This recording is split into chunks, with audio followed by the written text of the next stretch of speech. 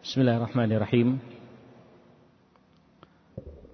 Assalamualaikum warahmatullahi wabarakatuh. Innal hamdalillah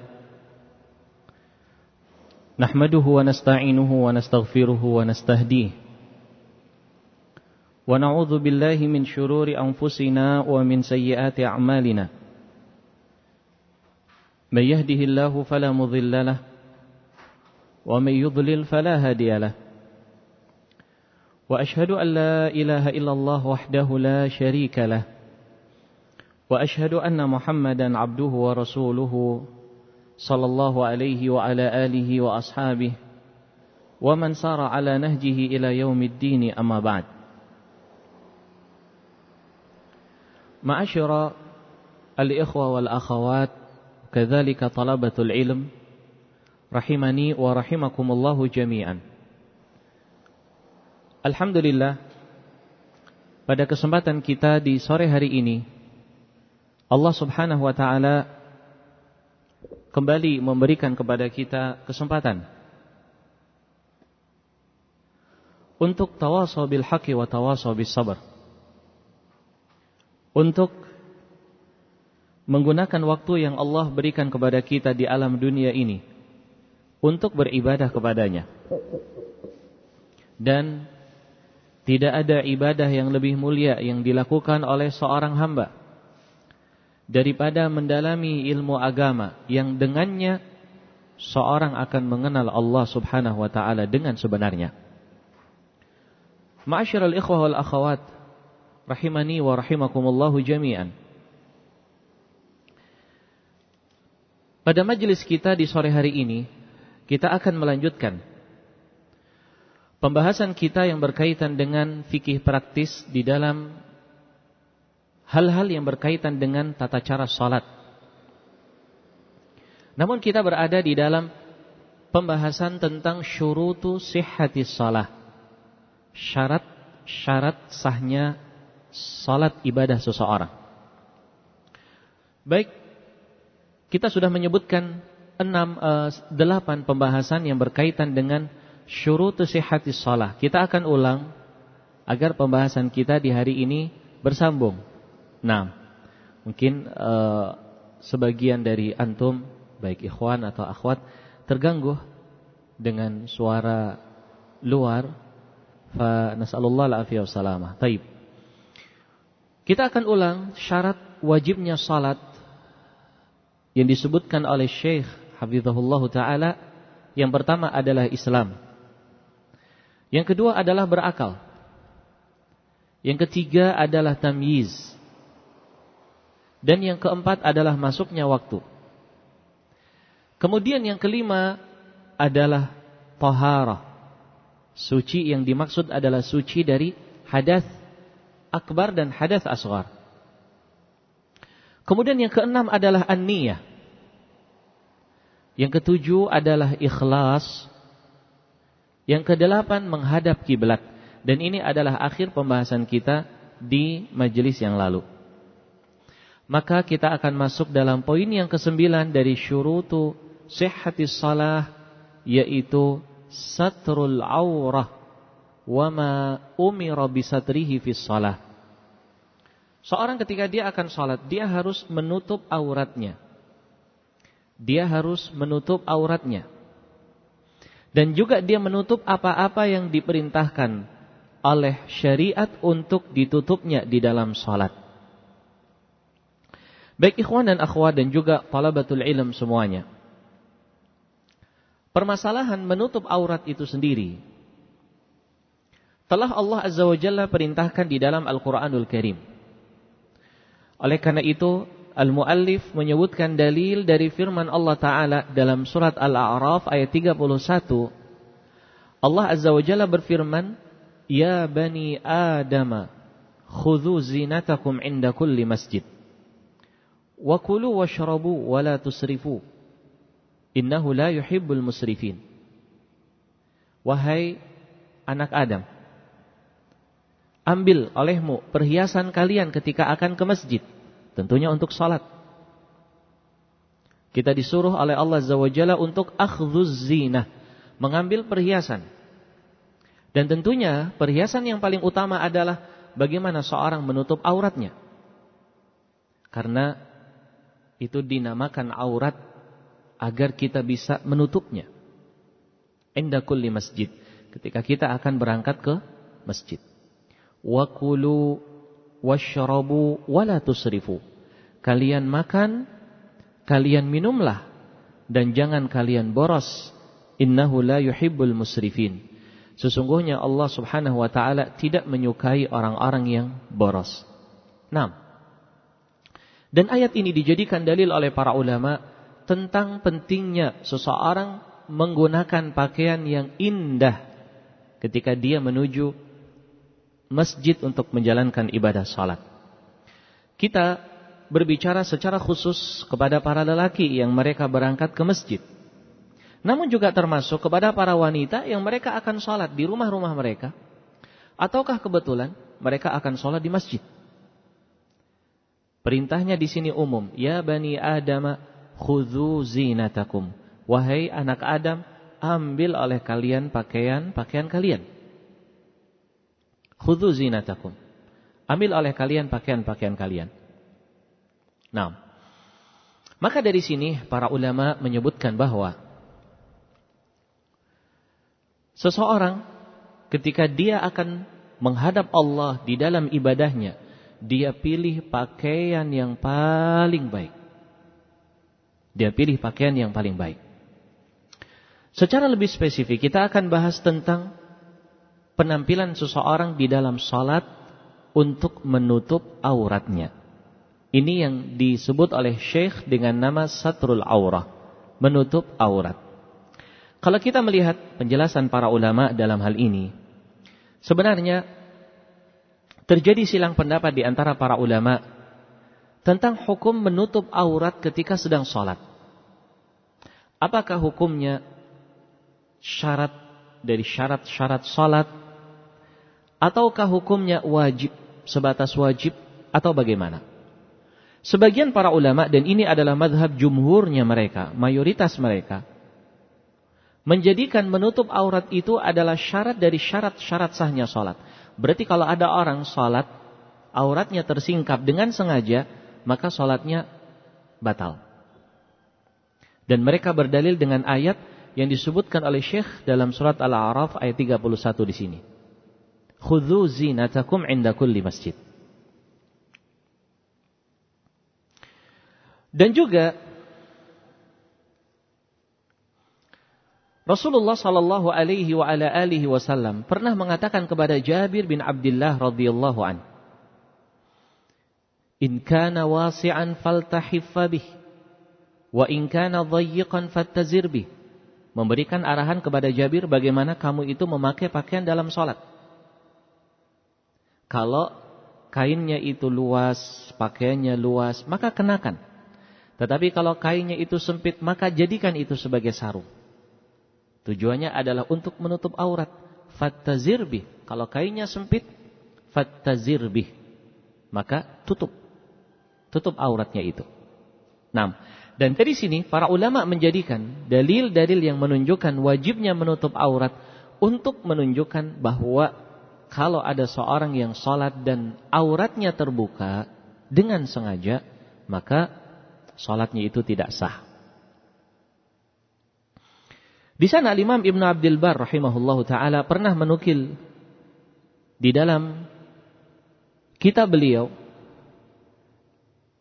dengan ijma' ala ifsad man taraka thawbah wa huwa qadirun 'alal istitari bih. Jadi beliau itu pernah menukil ijma' bahwa orang yang dia bisa menutup auratnya tapi dia tidak mau menutup aurat. Akhirnya dia salat dalam keadaan terbuka auratnya, telanjang. Wa hadza ajma'u 'alaihi kulluhum. Ini disepakati oleh para ulama. Telanjang yang dimaksud adalah dia membuka auratnya. Baik. Pendapat yang lain dari pendapat para ulama kita sebutkan sebagai faidah saja. Ada yang mengatakan bahwa menutup aurat itu menjadi syarat sahnya salat bagi orang yang mengingat. Kalau ada yang lupa, maka salatnya tetap sah. Nah, ini pendapat yang kedua. Ada pendapat yang ketiga, mereka mengatakan kalau menutup aurat itu sebatas wajib. Kalau wajib, konsekuensinya sholatnya sah, namun dia berdosa kalau sengaja. Tapi sholatnya tetap sah. Nah, di antara yang dijadikan dalil oleh para ulama yang mengatakan menutup aurat itu sebatas wajib, tidak sampai kepada syarat. Beda ya para jamaah. Kalau kita mengatakan syarat, kalau ada yang sengaja membuka auratnya, sholatnya tidak sah. Dia harus mengulang. Kalau kita berpendapat bahwa membuka aurat itu adalah menutup aurat itu sebatas wajib, dia berdosa, tapi dia tidak perlu mengulang sholat. Ini perbedaan dari dua pendapat yang ada. Semoga ini bisa dipahami. Nah, ulama yang mengatakan bahwasanya menutup aurat itu sebatas wajib, tidak sampai kepada tingkatan syarat. Mereka berdalil dengan hadis Sahal bin Sa'ad As-Sa'idi radhiyallahu an yang ada di dalam riwayat Bukhari dan Muslim. Ada sebagian sahabat di kala itu mereka sholat bersama dengan Nabi SAW dalam keadaan sarung mereka diikat di atas leher mereka. Sarung ya. Di zaman dulu ada sarung. Hanya saja sarungnya modelnya beda-beda. Jadi tahu ya, anak-anak kecil kalau mereka di daerah kampung gitu, pagi-pagi mereka mengikat sarung kayak apa? Jadi mereka mengikat sarung di atas leher. Sehingga bagian bawah sarung itu kena di atas lututnya. Dia ruku atau sujud, udah gak ada cerita. Terlihat auratnya. Sehingga Sahal bin Sa'ad As-Sa'idi mengatakan kepada para wanita yang sholat di belakang jamaah laki-laki, jangan kalian angkat kepala kalian sampai laki-laki betul tegak berdiri. Nah, ini dijadikan dalil oleh para ulama yang mengatakan menutup aurat itu tidak membatalkan sholat. Tapi kalau dia sengaja berdosa. Begitu juga hadis Amr bin Salimah yang diriwayatkan oleh Al-Imam Al-Bukhari, bahwa pernah beliau itu menjadi imam sholat. Beliau kecil waktu itu tapi hafalannya paling banyak. Beliau jadi imam sholat. Ya. Nah, ketika beliau itu sedang sholat, dia pakai pakaian yang kecil, sempit. Sehingga kalau beliau sujud tersingkap sedikit auratnya. Dan itu terlihat oleh jamaah perempuan yang ada di belakang. Sehingga mereka mengatakan, ala tughfun anna istaqariikum. Kenapa kalian enggak tutup aurat imam sholatnya kalian? Dan tidak teriwayatkan di situ bahwasanya sahabat yang melakukan yang terjadi atasnya tersingkapnya aurat mengulang sholat. Oleh karena itu Al-Imam Asy-Syaukani, beliau di antara yang berpendapat bahwasanya menutup aurat itu wajib, tidak sampai kepada syarat sahnya sholat. Beliau berpendapat ini menunjukkan bahwasanya menutup aurat itu tidak sampai membatalkan sholat, tetapi sebatas wajib. Kalau dia sengaja maka dia itu berdosa. Wallahu a'lam bishawab. Namun wallahu a'lam bishawab yang lebih akrab, wallahu a'lam bishawab, adalah pendapat jumhur para ulama. Ya, pendapat jumhur para ulama yang mereka itu mengatakan bahwasanya menutup aurat adalah syarat sahnya sholat.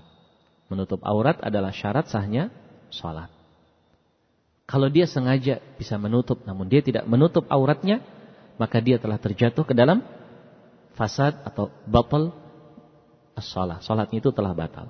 Namun tampak aurat sedikit atau tersingkap sesaat, ini adalah sesuatu yang wajar dan dimaafkan oleh para ulama di dalam hal yang demikian. Wallahu a'lamu bissawab. Nah, ini berkaitan dengan hukum menutup aurat, apakah itu syarat ataukah hanya sebatas wajib. Nah, hal yang kedua yang ingin kita singgung di sini para talabatul ilm dan juga ikhwan dan akhwat semuanya, tentang had aurah al-insan, batasan aurat seseorang. Karena kita sedang membahas tentang menutup aurat. Ya, kita harus tahu juga ya, batasan auratnya itu kaif. Terkhusus ketika seorang itu akan menjalankan ibadah sholat. Nah, kita mulai dulu dari auratnya laki-laki. Dari auratnya laki-laki. Aurat laki-laki dibagi oleh para ulama menjadi dua bagian. Aurah mughalladhah dan aurah mukhaffafah. Aurat mughalladhah maknanya yang berat. Dan mukhaffafah maknanya yang ringan. Nah, dua pembagian itu mempengaruhi pendapat para ulama dalam hal menutup aurat. Dalam hal auratnya laki-laki. Aurat muballaghah. Aurah muballaghah. Aurat yang muballaghah. Mughalladhah atau muballaghah.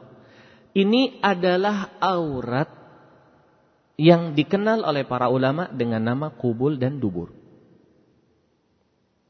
Dan ini adalah aurat yang disepakati oleh para ulama. Ini adalah aurat yang disepakati oleh para ulama bahwasanya itu adalah aurat. Dan itu dinamakan dengan aurah mughalladhah.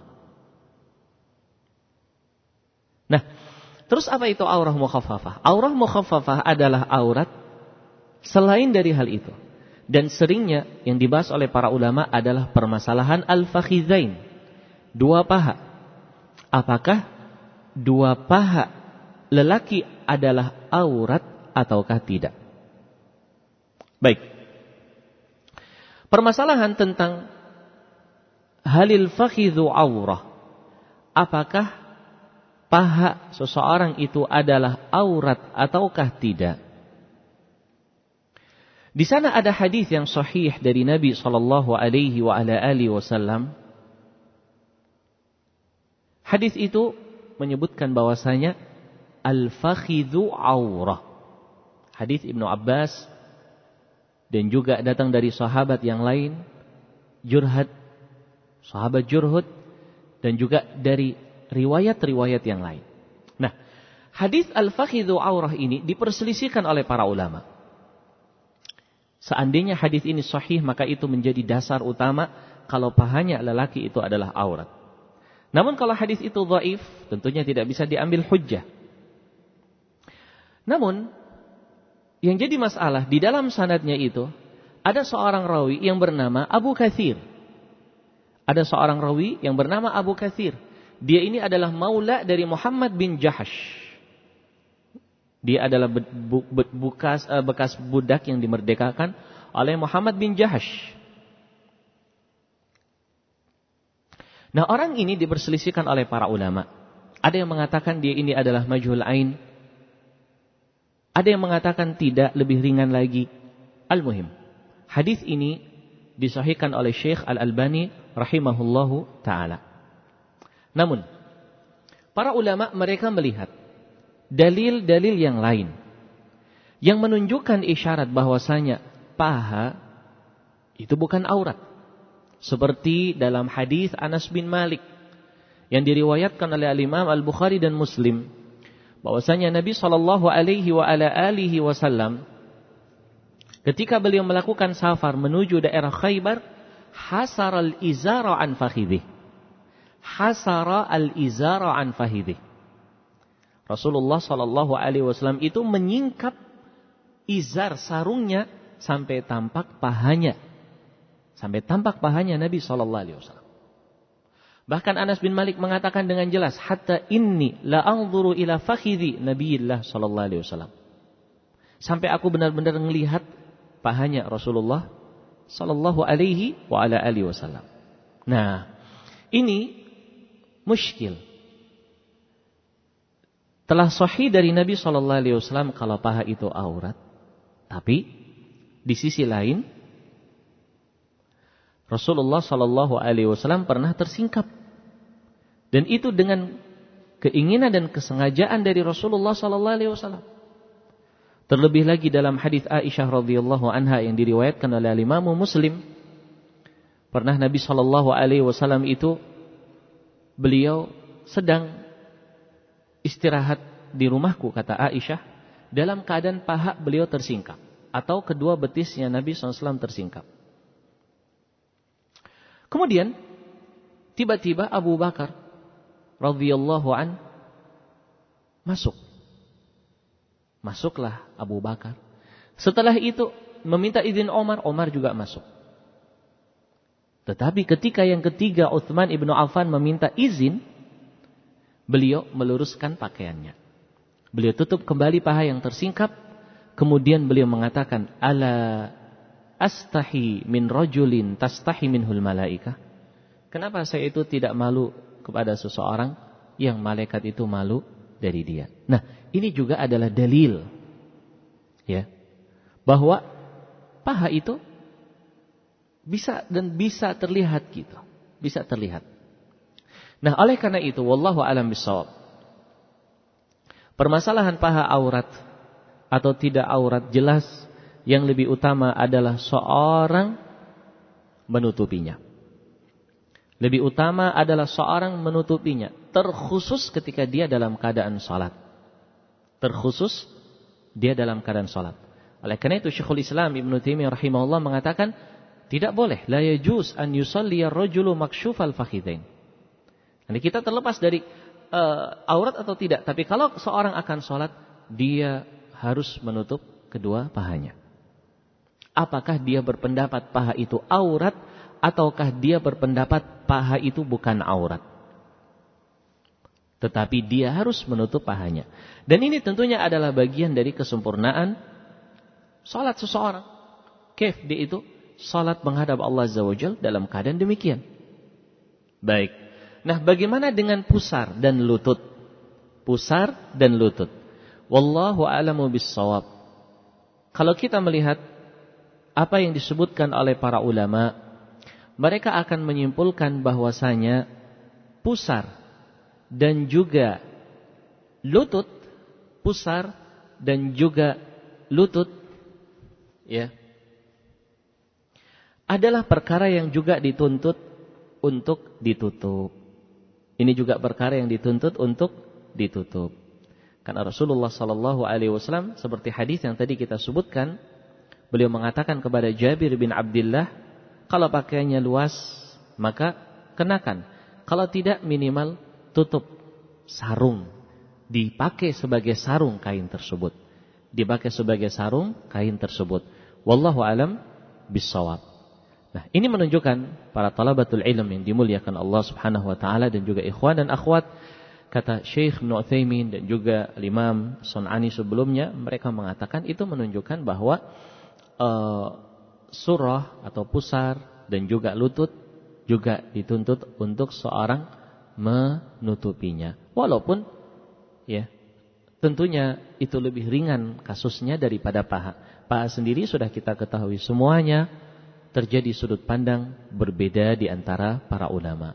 Tetapi dalam salat, Syekhul Islam sudah kita nukil tadi, dia harus menutup pahanya. 6. Ini adalah aurat laki-laki.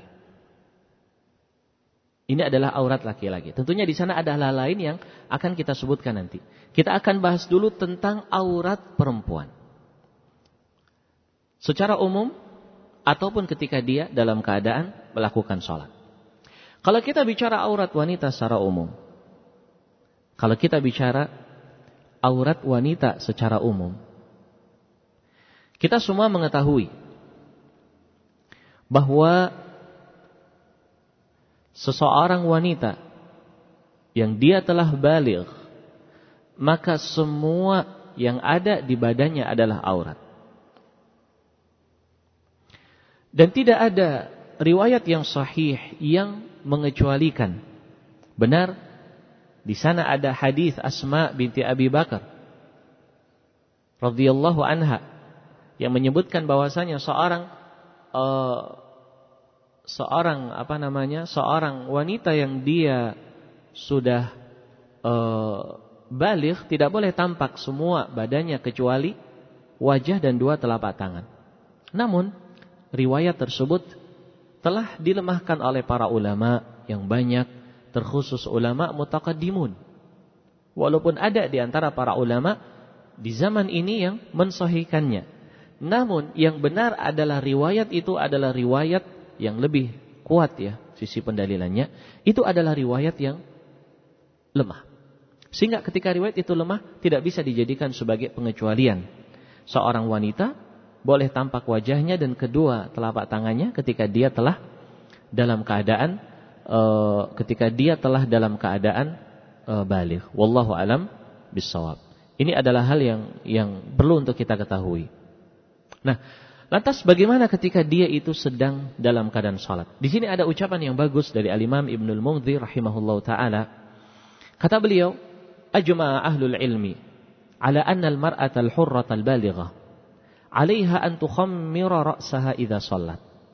Para ulama mereka sepakat seorang wanita yang dia itu merdeka dan dia sudah baligh, dia dituntut untuk menutupi kepalanya kalau dia salat. Memakai khimar, tukhammiru ra'saha. Khimar adalah dia menutup kepalanya menggunakan jilbab kalau dia salat. Qala, kata Imam Ibnul Munzir, dan seandainya ada seorang wanita in shallat wa jami'u ra'siha maksyuf, kalau dia salat dalam keadaan tampak rambutnya, kepalanya terbuka, maka salatnya itu fasidah. Wa anna 'alaiha i'adatu shalah, dan dia harus mengulang kembali salatnya. Maka ini kita ambil kesimpulan bahwasanya seorang yang dia wanita ya, yang dia salat dia harus menutup kepalanya. Dia harus menutup kepalanya. Ini satu hal. Kedua, beliau juga mengatakan, wa ajma'a aktsaru ahli ilmi ala anna lil mar'atil hurrati an tusalliya makshufatal wajh. Dan para ulama juga mereka sepakat bahwasanya wanita yang merdeka dia salat dalam keadaan wajahnya terbuka. Dan ini isyarat dari Imam Ibnul Munzir rahimahullahu taala, di sana ada khilaf. Namun mayoritas ulama mengatakan bahwa wanita yang salat dia harus membuka wajahnya. Wanita yang dia itu salat harus membuka wajahnya. Kepalanya ditutup pakai kerudung, wajahnya dibuka. Bahkan Al-Imam Ibnu Qudamah rahimahullahu taala mengatakan tidak ada khilaf di antara para ulama. Dan beliau tidak menganggap mereka yang menyelisih hal ini sebagai mukhalif. Ini hal yang kedua. Nah, bagaimana kalau dia salat dalam keadaan berada di tempat yang di sana ada laki-laki yang bukan mahramnya? Dia salat di masjid, kebetulan masjidnya itu ruangan wanitanya tidak tertutup secara baik. Apakah dia itu membuka wajahnya? Tentunya sudah kita sebutkan tadi, wajahnya wanita itu adalah bagian dari aurah.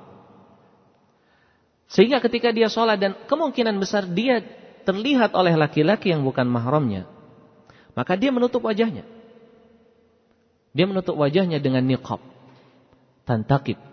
Ya, dia menggunakan niqab dan dia menutup wajahnya. Wallahu alam bissawab. Namun seandainya dia itu berada di dalam masjid yang tertutup dengan tirai, ya mungkin pastinya tirai itu tidak semuanya tirai itu akan aman ya, tetapi secara umum tertutup. Tidak jadi masalah untuk dia membuka wajahnya. Terlebih ya, kita berada di tengah-tengah masyarakat yang mana mereka itu akan melihat hal yang aneh gitu ya. Akan melihat hal yang aneh kalau kita itu salat dalam keadaan menggunakan niqab atau menggunakan cadar. Selama tertutup mata yasar. Ya, laki-laki mereka tidak ada yang kepalanya nongolin ke daerah perempuan misalnya, ke tempat sholat wanita, hanya mereka sekedar lewat salat dalam keadaan wajah kita terbuka, setelah selesai sholat kita tutup kembali wajah kita. Wallahu alam bishawab. Nah, bagaimana dengan kedua kaki? Apakah harus ditutup ataukah tidak? Tentang permasalahan al-qadamain atau kedua kaki tumit atau telapak kaki, madhabnya jumhur para ulama adalah wajib untuk ditutup. Karena itu juga bagian dari aurah. Karena itu juga bagian dari aurah. Walaupun di sana ada pendapat ulama yang lain yang mengatakan kalau kedua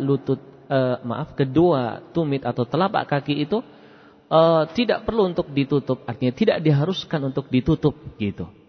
Ini saya sebutkan agar kita mengetahui adanya khilaf ya di antara para ulama madhab. Di antara para ulama madhab. Al-Imam Malik, Al-Imam Ahmad, dan Al-Imam Asy-Syafi'i, pendapat mereka adalah itu ditutup. Sedangkan di sana Al-Imam Abu Hanifah dan juga para ulama yang lain berpendapat tidak harus. Ya, bukan berarti kemudian sengaja terbuka, tetapi tidak harus tertutup. Tidak harus tertutup. Dan ini pendapat yang dikuatkan oleh Syekhul Islam Ibnu Taimiyah rahimahullah. Dan ini juga adalah pendapat yang ternukil dari Syekh Ibnu Utsaimin rahimahullahu ta'ala. Dan dalil yang mereka jadikan dalil dalam hal ini adalah hadis Ummu Salamah. Dalil yang dijadikan dalil ini adalah hadis yang mana Rasulullah sallallahu alaihi wa ala alihi wasallam yang dijadikan dalil oleh para ulama yang mengatakan itu bukan aurat begitu ya. Kalau yang mengatakan itu aurat adalah hadis Ummu Salamah yang mengatakan wanita itu dia kalau terbuka dia panjangin sejengkal. Kalau kurang dia panjangin lagi pakaiannya sampai 1 hasta dan tidak boleh lebih. Nah, sedangkan Al-Imam Abu Hanifah beranggapan bahwa telapak kaki itu tidak ada dalil yang khusus yang mengharuskan seorang itu untuk menutupnya ketika dia sedang sholat. Jadi itu sisi pendalilan Al-Imam Abu Hanifah dan para ulama yang lain. Tetapi wallahu alam bishawab, kami menyarankan untuk seorang wanita itu menutupi juga kedua telapak kakinya. Namun seandainya misal ada yang tersingkap sedikit, maka tidak perlu kemudian kita terlalu kaku dalam memahami khilaf yang ada ya, karena mereka juga memiliki dalil para ulama yang mengatakan itu bukan aurat yang harus ditutup ketika sholat. Mereka juga memiliki dasar-dasar yang ada. Wallahu a'lam bishawab. Tetapi lebih utama adalah untuk ditutup. Wallahu a'lam bishawab. Naam. Ikhwan dan akhwat dan juga talabatul ilm semuanya, ini hal yang berkaitan dengan aurat lelaki dan wanita ketika dia sedang sholat. Nah, setelah kita membahas tentang satrul aurah, menutup aurat ketika sedang sholat, kita juga perlu untuk membahas tentang adab-adab berpakaian ketika seorang pergi ke masjid. Karena Allah mengatakan khudzu zinatakum inda kulli masjid. Ambil oleh kalian pakaian-pakaian kalian ketika akan ke masjid. Di sana ada hal-hal yang harus kita perhatikan. Pertama, kita menggunakan pakaian yang terbaik yang kita punya. Menggunakan pakaian terbaik yang kita punya. Terlebih pakaian yang disukai oleh Rasulullah sallallahu alaihi wasallam. Ahabbu thiyab ila Nabi sallallahu alaihi wasallam al-qamis. Sebaik-baik pakaian yang disukai oleh Nabi sallallahu alaihi wasallam adalah gamis. Terlebih kalau kita bisa pakai warna putih, lebih bagus lagi. Ya. Karena pakaian yang paling disukai oleh Nabi sallallahu alaihi wasallam adalah warna putih. Dan kita disuruh mengkafani seorang yang telah wafat dengan kain yang berwarna putih. Namun bukan berarti kemudian harus menggunakan gamis.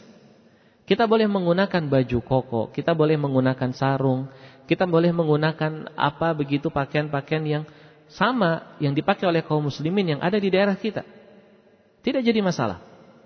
Yang penting adalah bagaimana kita itu mampu mengkondisikan diri kita. Bagaimana kita mampu mengkondisikan diri kita dengan pakaian yang baik sehingga tidak menampakkan hal yang kurang sopan ketika kita menghadap Allah Subhanahu wa taala. Tentunya bagi seorang yang mungkin dia pulang dari kantor atau pulang dari pekerjaannya, alangkah baiknya kalau dia bisa menyimpan pakaian yang bagus di mobilnya, di kendaraannya, sehingga dia dengan leluasa menggunakan pakaian itu ketika dia akan menghadap Allah Azza wa Jalla. Minimal sarung, dia pakai sarung. Kemudian ketika akan sholat dia pakai, ketika selesai sholat dia lepas. Kembali dia menggunakan pakaian dinasnya. Kita menghadap Allah Subhanahu wa ta'ala. Baik. Yang kedua, hal yang harus kita perhatikan adalah kita menghindari pakaian-pakaian yang dilarang di dalam konsep syariat. Seperti apa pakaian yang dilarang dalam konsep syariat? Terlebih ketika kita akan melakukan ibadah sholat, pakaian yang di dalamnya ada makhluk yang bernyawa, gambar makhluk yang bernyawa, kita hindari. Begitu juga misalnya pakaian tersebut terdapat simbol-simbol orang-orang kufar. Ya, ada salibnya. Kita sedangkan akan masuk ke dalam masjid dari masjid-masjid Allah, kita hindari. Ataukah misalnya pakaian itu pakaian yang sobek-sobek dan menampakkan aurat, kita hindari. Termasuk pakaian yang syafaf, pakaian yang menerawang. Menerawang, orang akan mampu melihat auratnya dari luar pakaiannya. Nasallallahu alaihi wasallam. Ini juga dihindari. Kita itu intinya menggunakan zinah, pakaian yang terbaik. Maka kita cari pakaian-pakaian yang tidak melanggar syariat. Dan banyak sekali pakaian-pakaian yang tidak melanggar syariat. Hal yang ketiga, para ikhwan dan akhwat dan talabatul ilm semuanya, ketika kita memilih pakaian untuk menuju ke masjid, pakaian itu kita pastikan dalam keadaan bersih, tidak mengganggu orang yang sholat di samping kita. Gara-gara pakaian yang kita pakai adalah pakaian yang mungkin sudah sekian lama tidak tersentuh cucian, tidak tersentuh mesin cuci atau belum dicuci. Benar, nggak ada lalat yang nempel atau nyamuk. Tapi yang jadi masalah mengganggu di samping kanan dan kirinya. Maka ini adalah sesuatu yang harus kita perhatikan. Termasuk pakaian yang akan memberikan efek pengaruh ketidakkhusyuan orang yang sholat di belakang kita, atau di samping dan di depan kita. Hindari hal-hal yang seperti itu. Wallahul musta'an. Bagi para wanita, ketika mereka akan berangkat ke masjid, tentunya kita semua tahu, seorang wanita akhwat lebih utama untuk dia sholat di rumahnya. Dan di rumahnya itu lebih utama lagi dia sholat di tempat sholatnya, yang khusus disediakan di rumah itu. Namun, seandainya dia ingin ke masjid dan itu boleh, kami ulangi, dan itu boleh dalam tinjauan syariat, itu hal yang boleh dalam tinjauan syariat, maka dia harus memperhatikan auratnya ketika dia akan berangkat ke masjid, pakaiannya, agar tidak menimbulkan fitnah. Aksesoris yang dia gunakan tidak menimbulkan fitnah, dan lain sebagainya. Karena ini adalah perkara yang penting. Kita menutup aurat para wanita bukan tatkala kita sholat saja. Ketika kita di luar sholat, kita juga harus menutup aurat di hadapan lelaki ajnabi, di dalam lelaki yang itu bukan mahram terhadap kita. Wallahul musta'an. Ini adalah perkara yang harus kita jaga bersama-sama. Wallahu alam bissawab. Baik. Ikhwan dan akhwat dan juga para talabatul ilm semuanya, mungkin pada kesempatan kita di sore hari ini kita tidak bisa terlalu panjang menjelaskan, namun apa yang tadi kita bahas dan kita singgung bersama semoga bisa menjadi tambahan faidah untuk kita semuanya. Wallahu a'lamu bissawab. Baik. Tersisa waktu sesaat, mungkin ada dari ikhwan dan akhwat atau juga para talabatul ilm yang ingin bertanya. Kami persilahkan sesaat insyaallah.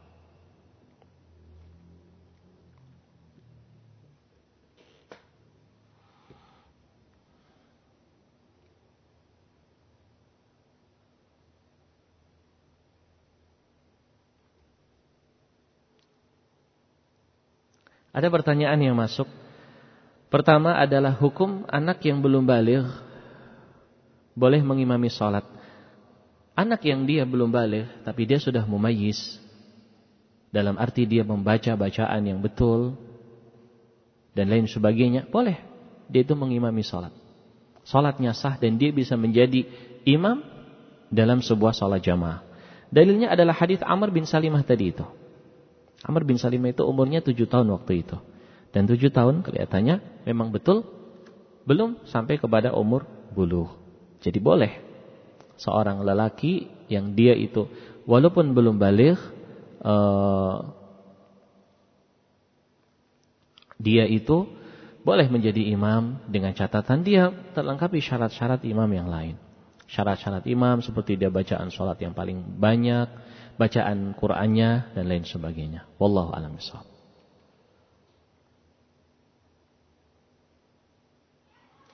Pertanyaan yang lain, bolehkah berdoa dalam sujud terakhir dalam bahasa kita tapi dalam hati? Naam, boleh.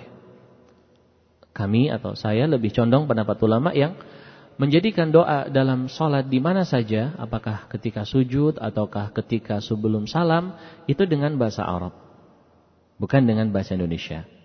Walaupun di sana ada khilaf di antara para ulama. Tapi itu yang lebih aslam, lebih ahwal. Baca dengan bacaan Arab. Namun hindari apa-apa yang dari Al-Quranul Karim, dari doa-doa. Karena kita tidak boleh membaca Al-Quran ketika kita sujud. Jadi kalau kita sujud, kita membaca doa dengan bahasa Arab. Tapi dalam hal yang itu ada ada keterkaitan dengan ayat-ayat Al-Quran, maka itu dihindari.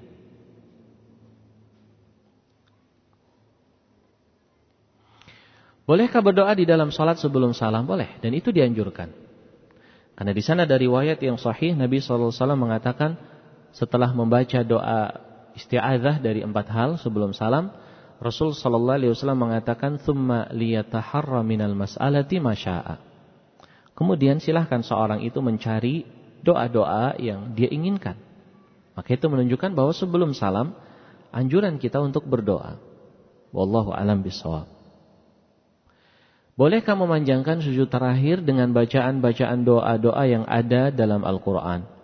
Kalau dalam doa-doa yang ada dalam Al-Quran tidak boleh ya. Karena kita nggak boleh membaca Al-Quran ketika kita sujud. Dan para ulama juga mereka menyebutkan tidak ada dalil yang khusus yang menganjurkan kita di sujud terakhir memanjangkan. Tidak ada. Tidak ada dalil yang khusus yang menunjukkan bahwa kita di sujud terakhir itu memanjangkan bacaan dan doa-doa kita. Tetapi di setiap sujud.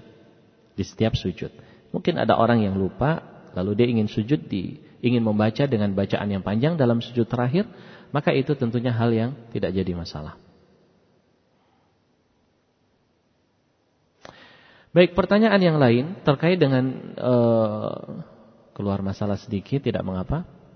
Seorang imam yang dia itu kunut, jadi kita itu salat di belakang imam yang kunut. Apakah kita ikut kunut atau tidak? Wallahu a'lam bishawab. Kalau saya sendiri lebih condong kepada pendapat ulama yang mengatakan kita salat seperti dengan keyakinan dan pendapat yang kita yakini. Demikian. Walaupun ada juga para ulama dan tidak sedikit yang berpendapat ya ikut kunut. Karena imam itu dijadikan untuk dicontoh. Baik. Maka kalau ada yang ingin kunut ya silahkan kunut. Kalau tidak ingin kunut ya silahkan tidak kunut. Namun bagi yang kunut, jangan hanya kunut mengikuti gerakan imam. Terkhusus dalam salat subuh. Ketika sang imam itu dia duduk dalam keadaan tawarruk, sedangkan madhab kita adalah duduk dalam keadaan iftirash, ya kita juga harus ikut duduk dalam keadaan tawarruk. Jangan kita ketika kunut ikut kunut, tetapi dalam duduk tasyahud kita iftirash, tidak ikut imam. Ini adalah praktek yang keliru dalam permasalahan tersebut. Nah, pertanyaan lain yang juga keluar dari pembahasan, hukum seorang wanita yang menetap di suatu tempat namun tidak dengan mahram. Namun ketika dia datang ke tempat itu, dia didampingi dengan mahram. Disebutkan seperti mereka yang sedang belajar dalam pondok. Hal yang seperti ini adalah hal yang diperbolehkan. Wallahu a'lam bishawab. Kenapa demikian? Karena ketika seorang itu dia berada di suatu daerah dan dia niat tinggal di situ lebih dari 4 hari, dia bukan lagi dianggap sebagai seorang musafir. Dia sudah mukim di situ. Ya. Oleh karenanya ketika seorang misalnya ngantar anaknya mondok ataukah kuliah ataukah apalah gitu ya, yang jauh dari keluarganya, diantar oleh mahramnya, dicarikan tempat yang aman. Ya tentunya kalau Marokizul Ilm insyaallah itu adalah tempat-tempat yang aman. Ya. Di kos yang aman dan al-muhim tempatnya aman dari fitnah dan lain sebagainya. Dia sudah bukan lagi statusnya musafir, tapi dia mukim di tempat itu. Kalau dia statusnya adalah mukim, tentunya tidak harus didampingi dengan mahram di tempat itu. Itu dia. Ya. Wallahu a'lam bishawab. Dan banyak dari para ulama yang berfatwa dan berpendapat dengan pendapat tersebut. Kalau kita masbuk kemudian saat imam duduk tahiyat akhir, apakah kita juga ikut membaca doa berlindung dari 4 hal? Kalau kita bukan dalam keadaan sholat yang paling terakhir rakaatnya, ya kita tidak disyaratkan membaca doa berlindung dari 4. Kita cukup membaca tahiyat. Kita cukup membaca tahiyat. Baru ketika nanti kita membaca tasyahud akhir, di situ kita disyariatkan, bahkan diwajibkan membaca doa berlindung dari 4 hal. Itu dia. Wallahu a'lamu bishawab. Pertanyaan yang lain, apabila pakaian yang dipakai ternyata membentuk tubuh atau bagian tubuh, maka sholat orang tersebut dapat batal? Tidak batal ya. Tidak batal. Baik sengaja atau tidak sengaja. Namun dia berdosa. Beda hukumnya antara menampakkan aurat dan membentuk aurat. Beda hukumnya antara terlihat auratnya dan membentuk auratnya. Kadang seorang, ya mungkin karena kekhilafan, dan ini biasanya yang paling sering terjadi kepada laki-laki, ketika dia sholat, tidak menggunakan sarung ataukah pelapis lain, dia menggunakan celana dan qadarullah, subhanallah celananya sangat ketat sehingga mengecap aurat depan dan belakangnya. Maka hal yang seperti ini adalah hal yang keliru. Dikhawatirkan dia terjatuh dalam dosa. Dikhawatirkan. Karena dia mengecap aurat. Dan larangan untuk membentuk aurat itu, pakaian itu bukan hanya perempuan, lelaki juga. Tidak ada perbedaan. Namun untuk dikatakan sholatnya batal, wallahu a'lam bishawab, tidak. Apabila bacaan imam salah dan tidak ada yang menegur, apakah dosa? Kalau makmumnya mengetahui bahwasanya itu bacaan yang salah, ya kita harus menegur. Wajib kita itu menegur. Namun kalau kita tidak mengetahui, apalagi bacaan Quran ya, hafalan kita tidak sama dengan hafalan sang imam, maka dalam hal ini la yukallifullahu nafsan illa wus'aha. Baik, ikhwan dan akhwat dan juga para thalabatul ilm semuanya, kiranya kita cukupkan sekian dulu majelis kita di Sabtu sore hari ini. Semoga apa yang kita bahas memberikan faidah kebaikan untuk kita semuanya. Wallahu a'lam bishawab. Jazakumullahu khairan. Kita cukupkan sekian. Subhanakallahumma wa bihamdik, asyhadu an la ilaha illa anta astaghfiruka wa atubu ilaik. Assalamualaikum warahmatullahi wabarakatuh.